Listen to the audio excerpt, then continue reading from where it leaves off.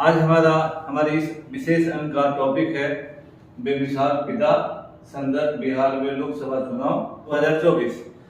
हम लोग लोकसभा 2024 के संदर्भ में बिहार में इस टॉपिक के उपयोगिता को या इसके रेफरेंस को देखेंगे कि इस संदर्भ में क्या बातें हैं।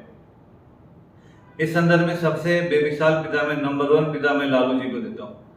लालू प्रसाद जी बिहार की राजनीति के बहुत बड़े हस्ताक्षर हैं और विशेषकर मंडल 1977 की राजनीति से जब एक नए दौर की शुरुआत होती है और विशेषकर जब मंडल कमीशन लागू होता है तो भारत के सबसे बड़े नेताओं में इनका शुमार होता है और कई बार किंग मेकर की भूमिका में रहे। प्रधानमंत्री के बनने न बनने में इनका फैसला अहम रहा और कांग्रेस के एक अनन्य सहयोगी के रूप में आगे चलकर ये उभरे। लेकिन यहाँ हम इनके पिता के तौर पर लालू प्रसाद जी की भूमिका को तलाशेंगे और उस संदर्भ में जो हम लोग तलाशेंगे तो हमें लगे कि वास्तव में लालू प्रसाद जी ने एक बड़े ही बेमिसाल पिता का भूमिका निभाया है। और उस संदर्भ में देखिए इनके पिता के रूप में लालू प्रसाद जी की भूमिका। इनकी बेटी है मीसा भारती जी। मीसा भारती जी 93 में टिस्को कोटा पर MGM मेडिकल कॉलेज जमशेदपुर से MBBS की पढ़ाई की इन्होंने और बाद में इनका पटना मेडिकल कॉलेज में सुरक्षा कारणों से स्थानांतरण कर दिया गया। डिस्टिंक्शन में इन्होंने MBBS परीक्षा पास किया। 2014 में रामकृपाल यादव जो लालू जी के हनुमान कहलाते थे उनको हटाकर राष्ट्रीय जनता दल के टिकट पर पाटलिपुत्र से चुनाव लड़ा और इसी के विरोध में रामकृपाल जी ने भाजपा ज्वाइन किया। वहां से ये हार गई। फिर 2016 में इन्हें राज्यसभा भेज दिया गया। 2019 के लोकसभा चुनाव में फिर से पाटलिपुत्र से लड़ी और फिर से रामकृपाल यादव जी से हार गई। 2024 में ये फिर से पाटलिपुत्रा लोकसभा चुनाव क्षेत्र से रामकृपाल यादव जी के सामने है। तो लालू जी के परिवार की एक बेटी, दूसरी बेटी है रोहिणी आचार्य जी। रोहिणी आचार्य जी भी MBBS हैं और इनके पति हैं शमशेर सिंह जी जो सिंगापुर में रहते हैं। रोहिणी जी को 2 बेटा और 1 बेटी है और एक सिंगापुर में रहती है। इनका नाम सबसे ज्यादा तब फेमस हुआ जब इन्होंने अपने पिता को अपने किडनी दिया। निश्चित रूप से एक बेटी के रूप में बड़ी भूमिका निभाई और लालू जी ने भी बेटी को राजनीतिक रूप से स्थापित करने के लिए सारण लोकसभा से चुनाव लड़ाया है और पूरा परिवार इनके चुनाव जिताने में लगा था। लालू जी के बड़े बेटे हैं तेज प्रताप जी। तेज प्रताप जी बिहार के युवा नेता के रूप में पिता ने इनको स्थापित किया।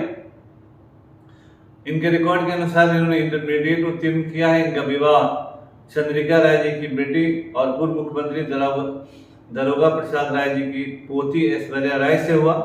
हालांकि विवाह सफल नहीं हुआ, लेकिन इन्होंने बिहार सरकार में ये मंत्री भी रहे, स्वास्थ्य मंत्री रहे, वन पर्यावरण मंत्री रहे, पिछड़ा अति कल्याण विभाग के मंत्री रहे। दूसरी बार वे नीतीश जी की सरकार में पर्यावरण वन एवं जलवायु परिवर्तन के मंत्री रहे। पहली बार इन्होंने महुआ विधानसभा से चुनाव लड़ा और दूसरी बार 2020 में हसनपुर विधानसभा से चुनाव जीते हुए हैं। तो महुआ वैशाली जिले में है, तो ये भी इनका गृह जिला नहीं है और हसनपुर भी इनका गृह जिला नहीं है। लालू जी के उत्तराधिकारी के तौर पर तेजस्वी प्रताप जी हैं। इनको कौन नहीं जानता, बिहार के उप मुख्यमंत्री और अगले मुख्यमंत्री के रूप में प्रोजेक्टेड है। तो चौथे लोग जो हैं लालू जी के पुत्र पुत्रियों की श्रेणी में 2 पुत्री और 2 पुत्र। तो लालू जी एक पिता के रूप में काफी बेमिसाल पिता के रूप में नंबर 1 स्थान लालू जी को ही दिया जाएगा, क्योंकि इन्होंने अपने सभी पुत्र पुत्रियों को हर तरह से सेटल करने का प्रयास किया और राजनीति में स्थापित करने का प्रयास किया है। अगले अपने पुत्र को राजनीतिक रूप से एक स्थायित्व देने के श्रेय में नाम मीरा कुमार जी की भी आता है। जब इन्होंने अपने पुत्र अंशुल अभिजीत जी को पार्टी सारे अनुमानों और पूर्वानुमानों को ध्वस्त करते हुए पटना साहिब में लड़वाया है। अंशुल अभिजीत जी पटना साहिब में कभी सक्रिय नहीं रहे, लेकिन इनके भी टिकट मिलने का एकमात्र क्वालिफिकेशन इनका मीरा कुमार जी का पुत्र होना है। तो पुनः मीरा कुमार जी ने एक राजनीतिक हस्ती है जगजीवन राम जी की बेटी मीरा कुमार जी और उनके बेटे अंशुल अभिजीत जी, एक पुत्र होने के नाते एक माता ने इनको यहाँ, तो ये माता के द्वारा इस्टेब्लिश्ड आदमी।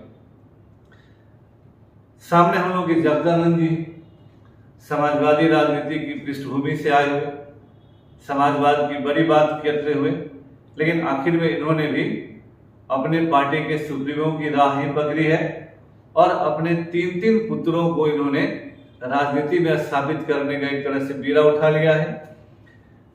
सुधाकर जी हैं, ये रामगढ़ से 2010 में भाजपा से चुनाव लड़े थे, 2020 में राजद से चुनाव लड़े और 2024 में बक्सर लोकसभा से उम्मीदवार हैं। तो जगदानंद जी के एक पुत्र हुए। दूसरे पुत्र पुनीत जी हैं, पुनीत जी एमएलसी का चुनाव लड़े हैं, तो दूसरे पुत्र जगदानंद जी के ये हुए। इसमें अजीत जी का फोटो नहीं लगा है, लेकिन जगदानंद बाबू के तीसरे पुत्र अजीत जी हैं, जिन्होंने अभी हाल में राजद जदयू से इस्तीफा दिया और राजद को ज्वाइन किया है। तो जगदा बाबू ने भी अपने 3 पुत्रों को राजनीति में स्थापित करने के अपने बड़े प्रयास के तहत यह काम किया है। समाजवादी पृष्ठभूमि से आए हुए लोगों ने समाजवाद का किस तरह से धज्जी उड़ाया, आप देखते रहे। अगले इस श्रेणी में है हमारे अखिलेश प्रसाद सिंह, बिहार कांग्रेस के अध्यक्ष हैं। इनके पुत्र हैं आकाश कुमार सिंह। आकाश जब पिछली बार अखिलेश कुमार जी बिहार कांग्रेस के चुनाव अभियान समिति के अध्यक्ष थे और जब कांग्रेस से टिकट नहीं मिली तो रालोसपा से टिकट लेकर इन्होंने अपने पुत्र को मोतिहारी से चुनाव लड़ा दिया था। इस बार तो अध्यक्ष ही हैं, इसलिए अपने पुत्र को हर हाल में इनको लड़ाना ही था, चाहे जिसका टिकट कटे न कटे, राजनीतिक कार्यकर्ताओं का हत्या हो या क्या हो, उससे मतलब नहीं, पुत्र को लड़ाना है तो लड़ाना है। और इन्होंने आकाश कुमार सिंह को पुनः चुनाव लड़वा दिया है। एक सफल पिता के रूप में हमारे अखिलेश सिंह भी बिहार के राजनेताओं में शुमार किए जाएंगे। लालू जी हो, जगदा बाबू हो, मीरा कुमार जी हो और अगले नाम हमारे अखिलेश बाबू है। आगे आप देख रहे हैं हमारे जदयू के, यह एक बड़ा गजब का पुत्र और पुत्री प्रेम का उदाहरण है। अशोक चौधरी जी हैं, जदयू में नीतीश कुमार जी के बहुत ही दाहिने हाथ कहे जाते बड़े मजबूत मंत्री हैं। इन्होंने अपनी पुत्री शांभवी चौधरी को समस्तीपुर से चुनाव लड़ाया है और वो उस आदमी से टिकट लिया है इन्होंने जिनका नीतीश जी के साथ 36 का आंकड़ा रहा। लोजपा के उम्मीदवार है शांभवी जी। तो शांभवी जी को इन लोगों ने, अशोक चौधरी जी जदयू के मंत्री हैं, कैबिनेट मिनिस्टर हैं और इन्होंने लोजपा से अपनी पुत्री को, जिनका विवाह कुणाल जी के पुत्र जो भूमिहार है उनसे हुआ है, लेकिन पिता के नाम से पुत्री का चुनाव यहाँ पर शेड्यूल कास्ट सुरक्षित निर्वाचन क्षेत्र समस्तीपुर से चुनाव लड़ा दिया।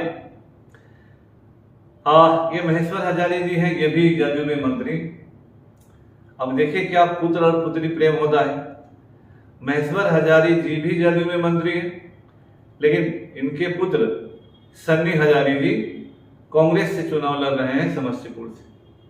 अब एक आदमी सत्ता पक्ष से, दूसरे ही आदमी विपक्ष से और दोनों आदमी जदयू के मंत्री, इसे बोलते हैं पुत्र और पुत्री प्रेम। अब इन महानुभावों के पुत्र और पुत्री प्रेम के इस दौर में आम कार्यकर्ता कहां जाएगा। आज शाहबाद में जगदा बाबू अगर 3 पुत्रों को स्थापित करते हैं तो शेष राजपूत शाहबाद में इनका झोला ढोएगा। उसके लिए कहां से स्थान मिलेगा कि शाहबाद के किसी क्षेत्र से अन्य राजपूत को मिले, क्योंकि एक ही परिवार के लोग लोकसभा लड़ेंगे, विधानसभा लड़ेंगे और एक विधान परिषद लड़ेंगे, तो एक क्षेत्र में एक ही जाति के सारे सीट तो नहीं दिए जाएंगे। तो राजद में फिर किसी राजपूत के लिए कोई स्कोप बचता नहीं है। तो ये सारे जो राजनीतिज्ञ हैं, जिन्होंने राजनीति तो शुरू किया नियम सिद्धांतों के तहत, बड़े बड़े भाषण दिए, बड़े बड़े दावे किए, दूसरों की आलोचना करने में कोई कोताही नहीं बरती, वहाँ इस सारे के सारे लोग एक बेमिसाल पिता के तौर पे साबित है। और भारतीय राजनीति में और बिहार की राजनीति में आम कार्यकर्ताओं का जमीन कहाँ है, आम कार्यकर्ताओं का स्थान कहाँ है, यह सभी के लिए सोचने की बात है। जब राजनीति इतनी ज़्यादा परिवार केंद्रित होगी तो समाज की बात करना एक बेमानी और मजाक होगा। इस बात को हमारे सारे वोटरों, मतदाताओं और नागरिकों को समझना होगा कि ये नेता जो परिवारवाद के खिलाफ खड़े हुए, ये नेता जो सभी जनता की बात करते हैं, ये नेता जो कार्यकर्ताओं की बात करते हैं, जब घर में बैठे अपने बेटे बेटियों को टिकट देते हैं तो क्या उस समय उन्हें लगता है कि जमीन पर काम कर रहे किन कार्यकर्ताओं का गला काट दिया, किन कार्यकर्ताओं की हकमारी कर दी, जो जीवन भर काम करता है, अपने परिवार को त्यागता है, अपने परिवार का खर्च करता है और सब कुछ त्यागता है, उसके हक को किस तरह से ये नेता गला काट देते हैं, बर्बाद कर देते हैं। यह सोचने का बात है, क्योंकि आम कार्यकर्ताओं के लिए ही यह मुख्य रूप से है। पुनः इन बेमिसाल पिताओं के प्रति मैं आज शरणागत हूँ। मैं इन लोगों का बहुत आभार व्यक्त करता हूँ कि इन्होंने भारतीय राजनीति को राजतंत्र के द्वार पर ले जाके खड़ा किया है, जहां पिता के बाद पुत्र ही उसकी विरासत का उत्तराधिकारी होगा। और इस पूरे अंक को देखने के लिए आप लोगों को बहुत बहुत धन्यवाद।